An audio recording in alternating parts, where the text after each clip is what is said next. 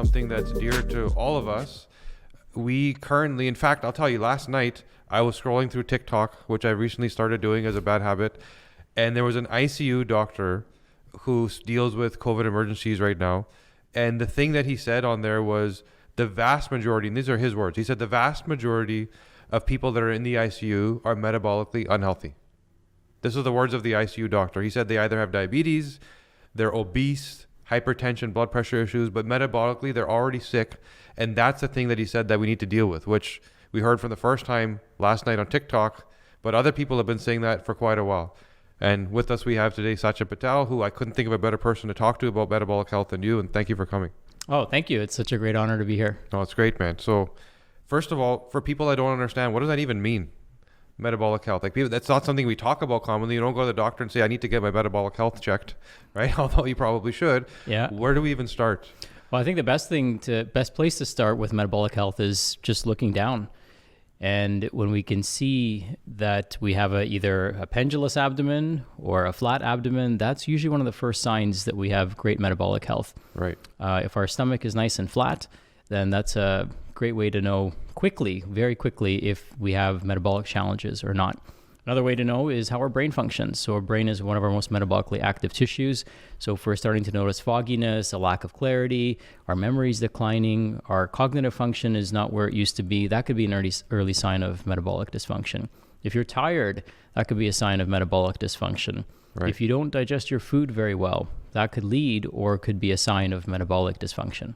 So what does that big scary word mean? When we talk about metabolic dysfunction, people are like, well, I don't mind, I don't sleep properly, I don't digest properly, but I'm not sick per se, right? What does that mean if you are metabolically unhealthy to your body? Well, it means your body's probably working a lot harder than it needs to, and it's also probably working less efficiently than it's capable of working. So either you're toxic with something that you don't need, and that could be stress or toxins, right, or you're deficient in something that you do need, which is enzymes, cofactors, nutrients, and the right inputs. So that's another big thing is our cells are doing exactly what they're designed to do with the input, which is a signal that they're receiving from the nervous system and their environment, and the actual tools and resources that they have, which is the nutrients and the cofactors that they need for metabolic function to take place. And this is the thing, is we're talking about health at the cellular level, right? Mm-hmm. The building block of who we are. And it's not about this pain, this pain, this pain. If your cells are unhealthy, that's years before the symptom starts. And that's what you're drilling now down into. And we don't necessarily need to examine under a microscope what your cells look like. You're saying that all these spokes are pointing to that cellular sort of failure. Right. And we don't want to just look at the cell. We want to understand how it's functioning. Right. So imagine buying a car. You would never buy a car, at least maybe this day and age you might, but you probably wouldn't buy a car without driving it, especially a used car. You'd probably want to drive it first to get a better sense of how well the car is functioning. If you were to take a picture of every single aspect of that car, or an x-ray or a scan of that car, it wouldn't tell you how the components synergistically are working together and if they're doing their job as appropriately as they could. Yeah, so it's like looking at the muffler, looking at the rear view mirror.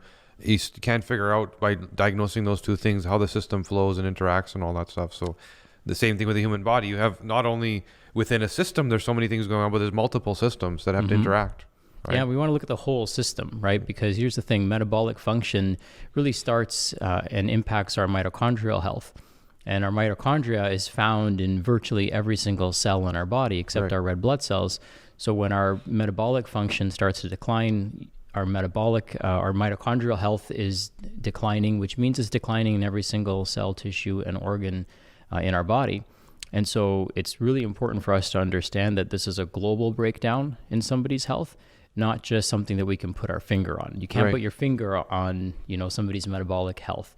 You really have to understand the global picture and how all these systems work together as one single system. So when you find people, and I know you have an awesome program that hundreds of people have been through, and it keeps growing and growing because of the results. And the net result for them, they seem to all lose weight. Mm-hmm. Right? That's like the first thing that happens. Is all of a sudden energy up, I sleep better, and where'd all this fat go? So why is that happening? Well, for us, the secret sauce to our program is shifting people from a sympathetic dominant state into a parasympathetic state. It's in that parasympathetic state that our entire body heals simultaneously. So every cell, organ, tissue, and system in your body heals in a parasympathetic state because now the cells are receiving the right message. In a parasympathetic state, our primary source of fuel also changes. When we're stressed out, when we're running around, the fast and quick source of energy is going to be glucose and glycogen. Right. So our body's going to use that primarily as our energy source. And then when we're in a parasympathetic state, which we are in when we're at rest or when we're sleeping, our body's going to use fat as an energy source. Most people are predominantly sympathetic dominant, either because of low-grade inflammation, which keeps them sympathetic, or not as deeply parasympathetic even while they're sleeping, right? If somebody has chronic inflammation, a parasite, a pathogen, there's low-grade inflammation that's going on in their body nonstop, which leads to metabolic dysfunction. And during the day, their mind and their body is go, go, go, and that signals the body to stay sympathetic dominant.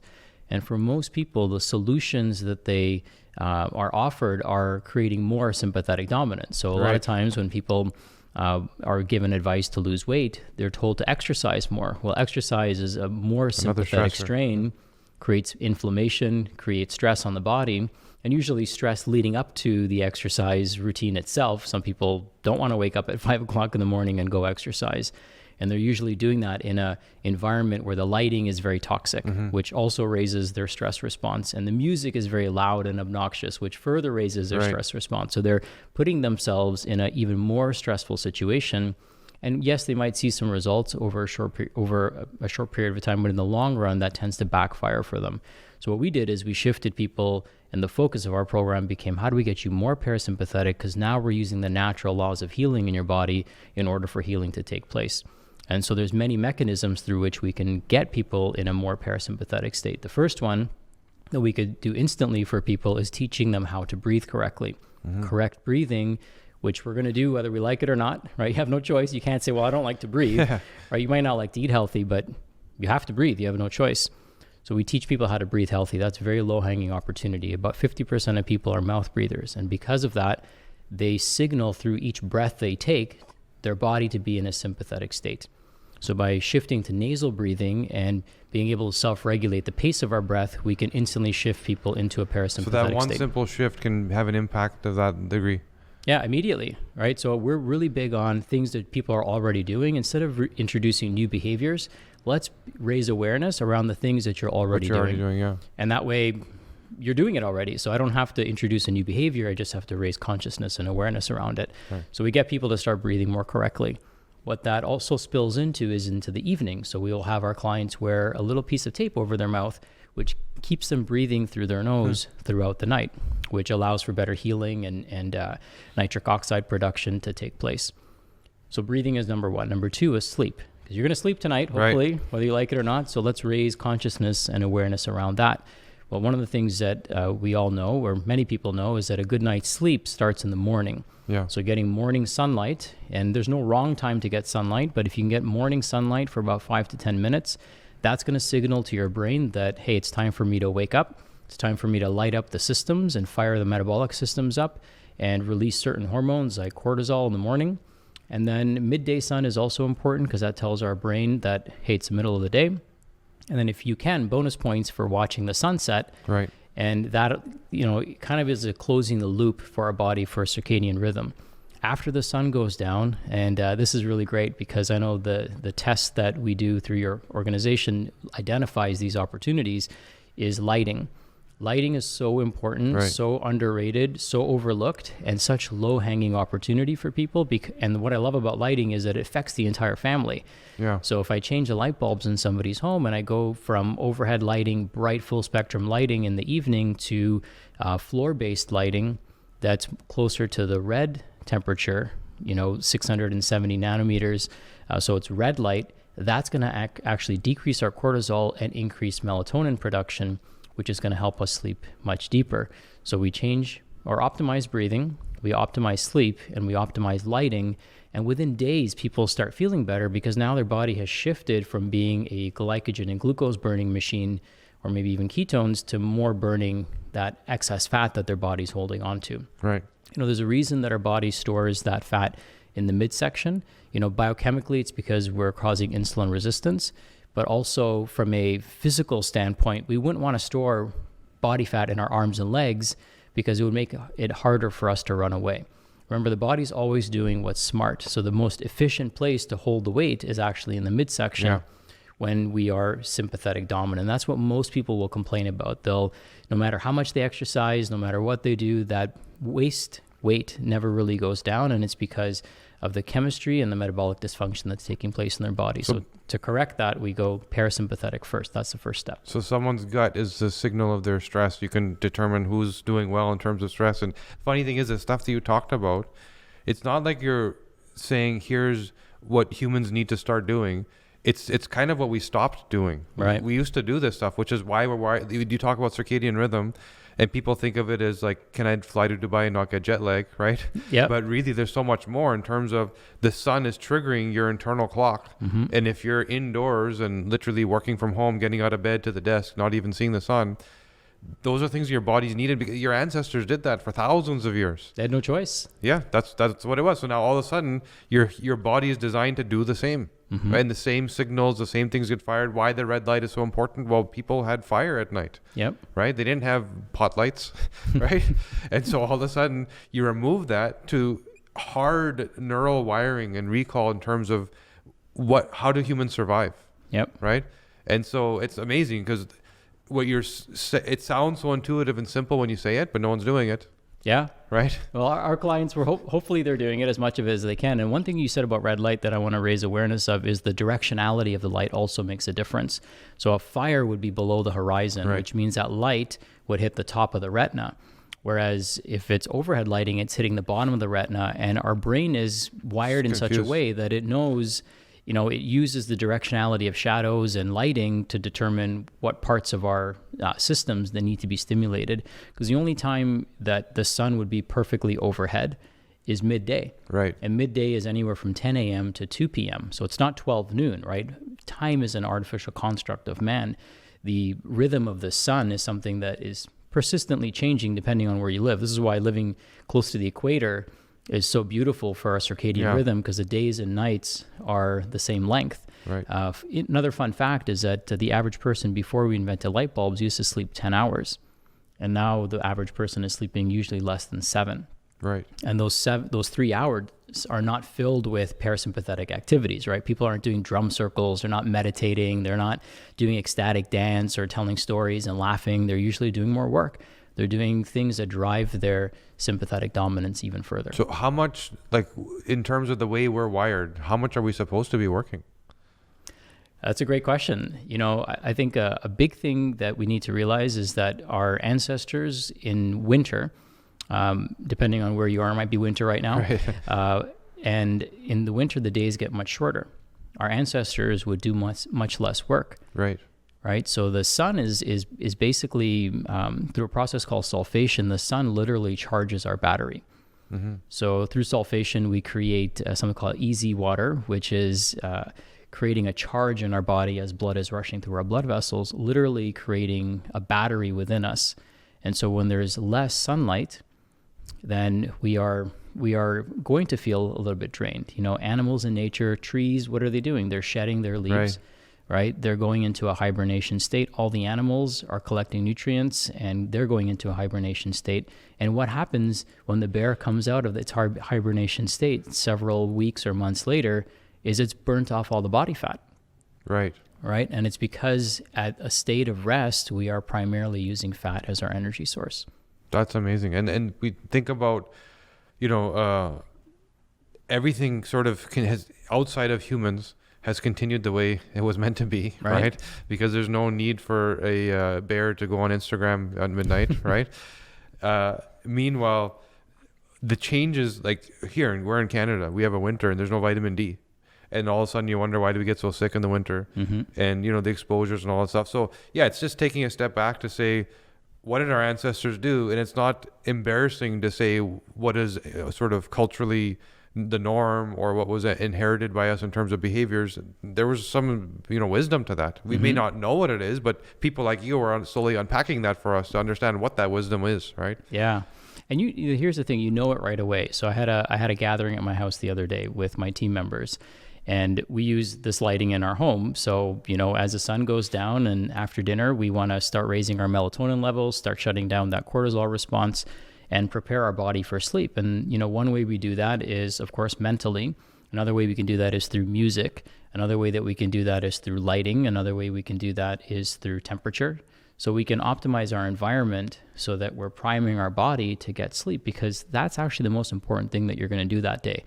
And in our culture, we've been taught that sleep is, the cousin of death. It's for weak people, right? Like people oversleep. Arnold Schwarzenegger is famous for saying, if 8 hours of sleep isn't enough, sleep faster. Yeah. Right. So we can't do that, right? We have created a society where we're trying to cheat the needs of our body. Right. And think of a plant. I can't negotiate with a plant how much water I'm going to give it. Right. I can't say, I can't beg the plant and say, listen, I'm not going to give you any sunlight. I'm going to give you more water to try to compensate for the lack of sunlight.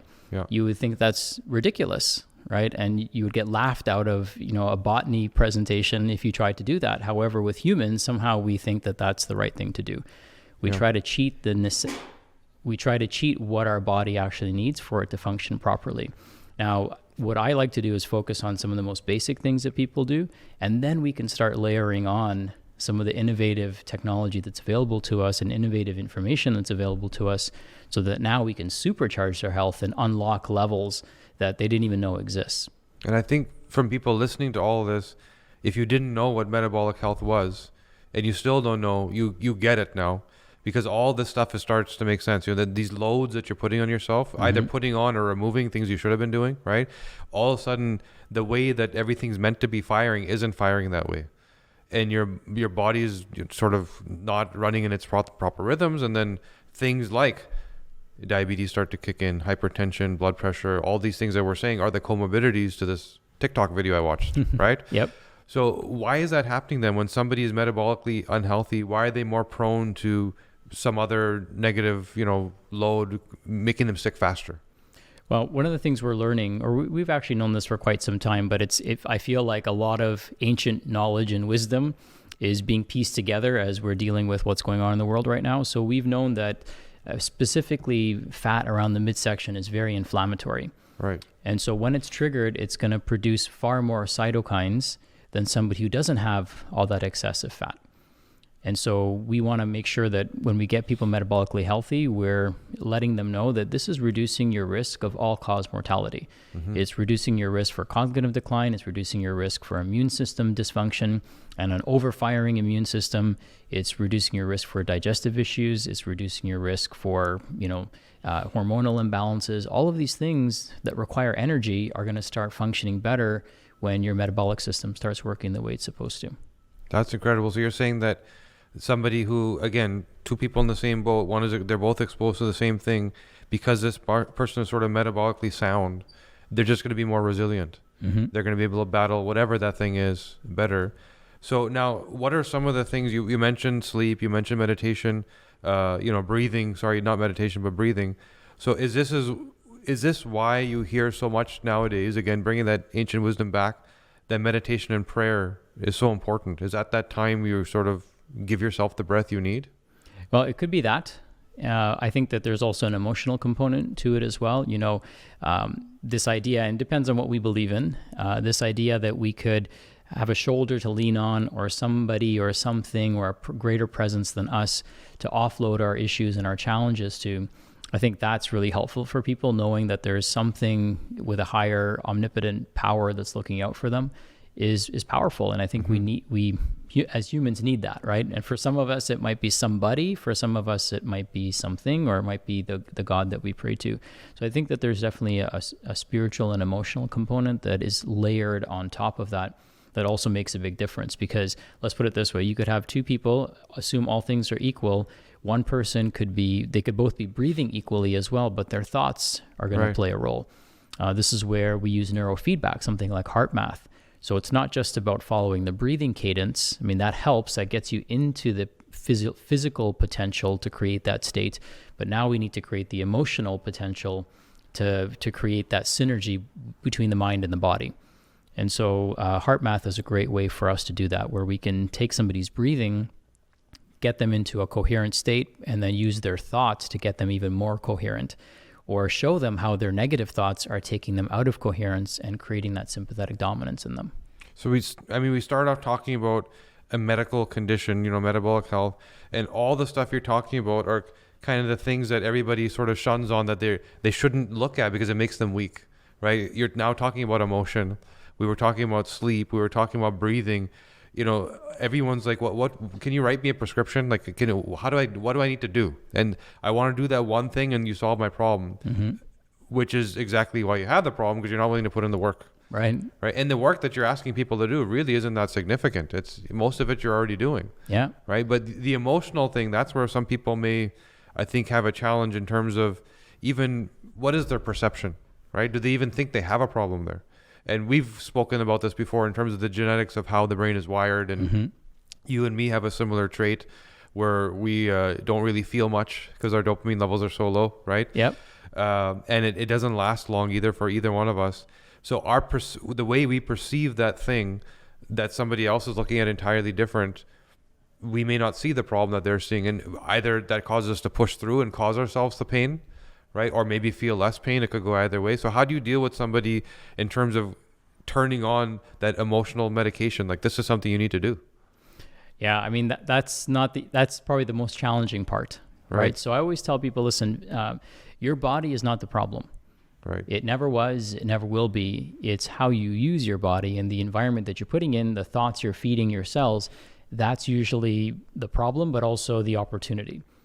And so once we accept that our body is perfect, it's built in the image of perfection. It's whether you believe in evolution, we've evolved to become stronger and better and more effective. Now the question is, what are we willing to do? So for some people, that onus, that drive has to really come from them. So I was thinking about this the other day, and I get excited when people get results, but I don't get excited because I kind of expect them. Right. I expect if you do these things, the body has never failed us. In 100% of our clients, when they do the work, they get results. Right. Because there is some variance in the outcomes because, of course, everyone's genetically individual. Some people have environments that they can't fully optimize, but 100% of people move in the right direction when they're willing to put in the work. Now, for some people, that there needs to be a paradigm shift, or there needs to be an emotional shift that takes place that identifies why they want to do this, right? And so for a clinic like ours or an institute like ours, people are coming to us knowing that they want to get results. So we probably have a bit of a skewed population because they're willing to do the work. Right? The ones that are not willing to do the work are usually the ones that are not willing to accept responsibility that they play some role in this. Or they may not realize how big that role is that they play in their outcomes. And, it might take some time. It might take an experience for people to be jaded with this idea that I've got this one symptom or this one diagnosis, so I need one, pill or one, and that pill could be a supplement or it could also be a drug, right? But there's certain things pills can't do for you, right? There's no pill for bad lighting. There's no pill for bad breathing. There's no pill for going to bed at 2:00 in the morning. There's no pill for negative thinking, right? So there's certain things that we have to take ownership over. I know genetically some people are more driven than others, right? And so for some people who may not be as driven, a lot of times what we found, asking questions related to neurotransmitter function can also help clue us in. So if somebody is motivated, frustrated, yet still motivated to do something about it, we'll often look at their neurotransmitter function and we see that their dopamine levels tend to not be that high. Right. And if their dopamine levels are problematic, then we can support dopamine production naturally using sunlight, using the right lighting the night before, and appropriate sleep and appropriate protein intake, so they have all the cofactors that they need, like B6 and iron, in order to make dopamine itself, and of course tyrosine as amino acid. But then for some people, they may need supplemental support. So getting their dopamine levels up makes them feel a sense of reward. It makes them feel more driven. It makes them feel more focused, and they feel a sense of accomplishment instead of accomplishing something and then sabotaging themselves. For sure. Right? The thing that we'll hear over and over again is people will start and quit. They'll start and quit. And when you see that pattern, it's not because they're weak. Oftentimes it has to do with their executive function related to dopamine. Yeah, they don't get the sense of reward, and it's not motivating. And the other thing you've done, which isn't done enough clinically, is you're starting to collect more empirical data by using wearables, right? So you're using, I believe it's Oura Ring. Yep. Right. So how do you inform from something that was designed for tracking your sleep that somebody is or not metabolically healthy and that you're pushing them in a certain direction? Yeah, so we decided to hang our hat on one particular marker, and that's HRV. Okay. So HRV measures the variability between each heartbeat. The longer the variability, the more resilience there is in your nervous system. So it's really a very non-invasive way of letting us know how resilient that person's nervous system is. And we do see a correlation between their metabolic health and their HRV. And in fact, because HRV has to do with how resilient your nervous system is, it actually has to do with all healing. So you can find data that shows a relationship between HRV and bone health. Right. You can find a study that shows a relationship between HRV and other systems in the body, because they all depend on a resilient, healthy nervous system, because the nervous system is what gives that signal of fight or flight or being parasympathetic. So we look at that. The Oura Ring also looks at how much deep sleep they're getting, REM sleep they're getting, how much they're tossing and turning and waking up throughout the night. This also tells us whether their lighting environment is appropriated or not. It also looks at respiratory rate, so we can see, are we getting their respiratory rate down? Because as we know, the healthier you are metabolically, the fewer breaths you need to take. So that's another indicator for us: is their breathing pattern moving in the right direction? Is their HRV moving in the right direction? Is their resting heart rate moving in the right direction? Is their deep sleep and REM sleep moving in the right direction? So there's a lot of things that we can look at that will help us identify if this person's moving in the right direction or not. But HRV, if I had to pick one number, it would be HRV to look at. And how long does it take for you to see those changes? Oh, within days. Days? Oh, yeah. Literally. Wow. So I'll give you an example. One of my friends, I'll say his name, John. I won't say his last name, but he messaged me and he's like, dude, my sleep sucks. Yeah. I've tried everything. I've seen everyone. I've, taken all the natural stuff and it's not working. And I said, well, just humor me. He has an Oura Ring, so right. I knew we would see data very quickly. And I said, just do a lights out protocol. Right. Lights out protocol is exactly that. It's so simple, right? Yeah. It's 3 words. It's like one thing. Just turn off the lights. Yeah. And so I said, minimize your exposure to artificial light after the sun goes down and maximize it during the day unfiltered. So no sunglasses, assuming it's safe and it's not problematic. Like if you're driving and the sun, you can't see, then wear your sunglasses. But, otherwise try to keep them off so we can get pure unfiltered light hitting your eyes. Try to get out during the sunrise, midday when the sun is at its highest position, and try to watch the sunset with your family. And that closes that circadian loop. But then in the evening, you got to promise me that you're not going to turn on any overhead lighting. You can use candlelight, firelight, or you can use special red bulbs, which are flicker-free LED bulbs. And so he didn't have the bulbs and he wanted to see instant results. So they just shifted to candlelight. So after the sun went down, they would shift to candlelight. And they did that for 3 days and his sleep score went through the roof. That's awesome. So, when we lean into our biology, when we lean into the capabilities that are innate and built into us, and we start sending our body the right message, it wants to be healthy, right? Getting healthy should be like rolling a boulder down a hill. In fact, disease, it takes years and years and years to develop disease, but literally within minutes, you can start feeling better, right? Within minutes, you can start breathing better and shift your physiology. Within that same evening or within days, you can start sleeping deeper. So your body's recovering and functioning better. And then starting today, you can optimize your circadian rhythm using natural lighting, using the sun, and that will optimize hormone production, that will optimize growth hormone production, that'll optimize, so many other things in your body fall into place when we simply do these 3 things. So the way you describe it, it's like the body's so resilient that it's constantly like just tiptoeing at that threshold of being healthy. And it's all the things that we are doing wrong that are suppressing it back down. You start to remove those layers and you're right back up to the top immediately. Like your body's ready to be there. Yep. You just got to remove all the negativity, all the bad inputs, all the toxic inputs, whatever they are, and you can get there pretty quick. Yeah. I mean, even removing some of them, right? When we say all, I know what you mean, but when we say all, that becomes overwhelming to people. Yeah. But when we say, hey, these are 3 things that you can do, and not only will you feel better, but your whole family will feel better. Right. And, one of my favorite stories is from a client. Her name's Ariane. And one of the things that we gave her, along with her metabolic program, she said she tried everything, couldn't lose weight, lost 25 pounds in 6 weeks. Oh, wow. But most importantly, that wasn't even her biggest win. We gave her a heart math unit so that every day she would start practicing heart math. And heart math is basically a way to use your breath and neurofeedback to see if your body's shifting from a sympathetic state into a parasympathetic state. So she would do that a few minutes a day. That became part of her daily meditation. Within 2 weeks, her son's behavior completely changed. Wow. And so her boyfriend asked her, like, because they had asked to the school system had asked to medicate him, and they refused. And so her boyfriend asked, like, did you give him the medication? Because he's acting like totally calm and normal now. And it turns out it was because of her stress and anxiety that she was holding internally to herself. So the energy field that she was giving off was stress, although the smile that she had on her face would lead you to think something else. And so because we're quantumly entangled, especially with our children, her son was picking up on that energy, right, and acting up, right? He had no way to release that energy except by misbehaving. Right. And so when her heart rate variability started changing and moving in the right direction, it affected her son. And that was like all the motivation and inspiration that she needed and realization that she needed, that she can affect her others around her. That not only can they affect her, but more importantly, she can affect them.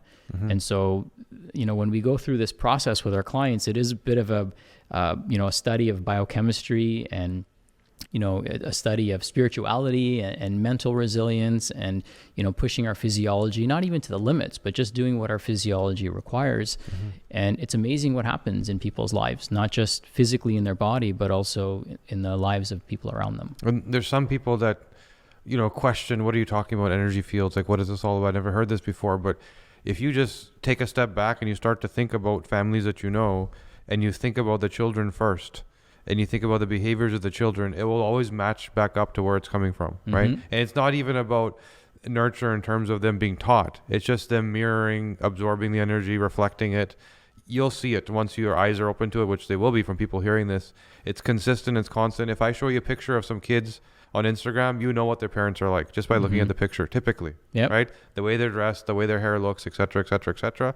And it's not just a culture thing. It's literally the glow on their face, the way they smile. Is it sincere? All that stuff directly reflecting the energy their parents put off, right? Yeah, and of course, our parents play a role in our genetics, but most importantly, they play a role in our epigenetics. So it's how those genes then express themselves. So we as parents can make such a huge impact in not only in our own lives, but when we do this correctly, when we change our energy field that we're giving off, then those around us are starting to be affected.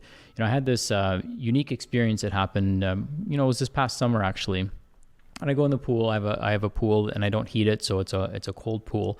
And I'll go in there and I'll do some meditation and I just sit really still. I get really slow with my breath. And one day I'm sitting there and my wife was taking a video. I didn't even know she was taking a video of me. And when I watched the video later, you could actually see the water rippling with each heartbeat. Oh, wow. And you could see the way the sun was casting light. You could see the ripples like coming out of my chest because my heart field was creating that energy field around me. Right. So it's the first time I actually ever visualized that. Like, we know it's beating inside of us, but to actually see the ripples in the water that it was generating through the shadows was pretty amazing. So that for me, that was all the evidence I needed to see how powerful our heart is. And we all know that things resonate with one another. So the energy that we carry inside of us is going to resonate with the people we attract, the circumstances we attract, the parking spots that we attract. All those things are going to be a result of the energy field that we're putting out there in the world. So if anyone needs to know how much work they have left to do, they should get in a bathtub tonight and check if they got that ripple or not. If not, there's some uphill battle. We got to work on it. But anyway, with the tools and tricks you're telling people, it shouldn't be that difficult to begin with. So when it comes to, again, bringing it back to more like clinical, there's some people that say, well, how do I talk to my doctor about this? How do I, what does this even mean? Metabolic health, how do you take this from all the stuff you're saying, which are the solutions, which is what people really need to know, to how do I know if I have this issue, which is not really an issue. It's more complex than that. How do you bring this more into like clinical speak? Yeah, I think that, so there's a couple things there. I think that's a great question because we want to take this information and we want to go to our doctor to find some answers. But here's the thing. It's hard to measure all these things in blood work because blood work is constantly changing. Our hormones are changing throughout the day. If I have a client wear a continuous glucose monitor, they'll see that their blood sugar changes throughout the day. It actually changes even while they're sleeping, while they're not even eating. Right. Their blood sugar is changing. It changes if they're sitting in front of a desk and checking their email. Changes if they go for a walk. So other hormones in our body are also constantly changing, and levels in our body are constantly changing. So what I try to focus on is, I know that I have to do these lifestyle factors regardless of what my blood work says. Mm-hmm. Regardless of what your blood work says, you should be breathing right. You should try to optimize your circadian rhythm. You should be emphasizing sleep and rest and recovery and digesting your food by slowing down and actually chewing it, right? There's certain things that we should all be doing regardless of what our labs say. And that's really the baseline and the foundation. But if you do go to your doctor and you want to get some good blood work done to see where is my metabolic health, I would certainly run a CBC and a Chem 20 just to make sure you're not anemic. I would want to do a fasting insulin just to make sure that there is an insulin resistance. Vitamin D, while related to so many different functions in your body, I think overall that's a really good marker for us to look at. Mm-hmm. Magnesium plays an important role in cell function. So RBC magnesium, and of course zinc plays a huge function. Between magnesium and zinc, there's about 500 different functions that those two nutrients take care of in our body. I would also look at B vitamin status, especially folic acid and B12. I just want to make sure you're not deficient in those. And that's a good place for most people to start. Of course, blood sugar and A1C tells us if there's continuous blood sugar or consistent blood sugar issues that the person might have. But I think fasting insulin is a much earlier indicator of blood sugar dysregulation for people. So those are all warning signs that there's something to pay attention to. And you might see that if you adopt some of these habits, those numbers will change, right? Oh, absolutely. Yeah. When we put a continuous glucose monitor on our clients, within them eating their normal diet to them starting the meal plan that we provide them with, which combines meal timing, timing of the day, the balance of the macros that you're consuming, and nutrient density, and then of course timing your meal with bedtime and such, amazing things start happening. Right. And they see virtually instant results. And within a couple of days, they can be off of some of their medications, or they can eliminate the need for those medications by incorporating simple behavior change. And they see it. They see all the ups and downs before, and then they see that whole curve that line flatlining in a good way, because their blood sugar stays stable throughout the day. So having short feedback loops is so powerful, which blood work doesn't allow us to have. So like when you wear an Oura ring, every day, you wake up every day. So last night, my readiness and my sleep were 90. I'm glad I had a good night, right? So I could say that today. Not every night is perfect. But when you do that, you have a short feedback loop. So if what you're doing is working. Right. Okay. So I know for me, if I have an early dinner and I get in the sauna about an hour before bedtime and take a nice cold shower before I go to bed, that's going to help me sleep better. That might not work for everybody. In combination with red light therapies and things like that, those things tend to work for me. So I can use the ring to identify what's helping me and what's potentially harming me. Late meals screw me over. Right. So a late meal is like one of the worst things I can do for my nervous system, because instead of repairing and healing for the first few hours that night, my body's trying to finish digesting the meal that I just had. So that's, those are important ways for us to, get that feedback loop shortened up. With continuous blood glucose monitoring, I can have somebody wear a little patch, and every 15 minutes I can see what their blood sugar is, or they can see, more importantly, they can see what their blood sugar is and gamify the process. So they can gamify it by having some of their favorite foods. For me, one of my favorite meals is a mushroom and rice burger. It turns out that takes my blood sugar through the roof. Another favorite dish of mine is a chickpea salad. Turns out that chickpeas take my blood pressure or blood sugar through the roof. Of course, it comes back down because I have metabolic health, but I wouldn't have not known that and not assumed that had I not worn that continuous glucose monitor. So now guess what? I eat that less frequently, or I eat a smaller amount, knowing that information. My wife ate the exact same meal, the exact same weight, because we weighed the meals, and her blood sugar barely responded. Oh, wow. So, and we know this, right? Yeah. Based on how much amylase we produce and our insulin response, that different people are going to respond differently to the exact same food. So having that feedback loop where they know, meal after meal or moment after moment, what's happening to their blood sugar. Now they can gamify the process. Now they're in charge. But if I only check their blood sugar, after fasting for 12 hours under the most perfect conditions I can possibly create, every 90 days, that's not really going to tell me anything. That doesn't tell me all the ups and downs that were happening. It's so much easier to create habits when it's in time, in real time, because you see it. And the feedback, like you said, is instantaneous. It's like, it's how do you deny that? Yep. And then go back and do that thing again when I just saw the spike, right? And what it causes. One of my friends, Lisa, she was at Genius Network, and she said, my dad has diabetes. What can you do to help? I said, well, first red flag is you want to help him. So get him to call me. Right. And so she's like, oh, he's not going to listen. He doesn't listen to anyone. I just need to know what to do. So I said, okay, Lisa, humor me and get him a CGM. And she's in the US, so we shipped one out to her. And I saw her a few months later at the same event, and she came up to me, gave me a big hug, and thanked me profusely because within 5 days, her dad was off of his blood pressure medications because he had the CGM telling him what to eat and what not to eat. It was like a little coach that helped him identify where his greatest opportunities were. Awesome. And boom, within 5 days, right? Who says people don't want to be healthy? Who says people are lazy? They just need information so that they can make informed decisions and then decide, this is how this food or this behavior affects me. Do I want to do this or not? But when it comes to health, most people have such long feedback loops in relationship to their decisions that they don't know if it was that one thing that caused that problem for them. They may not ever know that because literally, they may not ever see what was that pain point in that journey. This 6 months between doctor's appointments where you had some number went up by 2%. What happened, right? So this is the beauty of what you're doing, and it's not. And the pain point of why people say, "Well, I can't do it this way because I need a solution. I need a doctor to tell me what to." Well, that solution isn't in 5 days or 3 days or 5 months typically, right? So not only you're saying here's how to deal with the root cause, but it may actually be a lot faster. Yep. It'll get you to your goal faster. So with that, Sachin, I have to thank you. This was awesome. Powerful information. If anybody takes even one or two of the things you're saying and implements them, they, like you said, just the sleep thing and what happened to your friend can completely change their metabolic health and how they deal with their health in general. Thank you again for coming. This was awesome. Thank you, my friend. It's such an honor. Greatly appreciate it. And here's to everyone's amazing health. Thank you.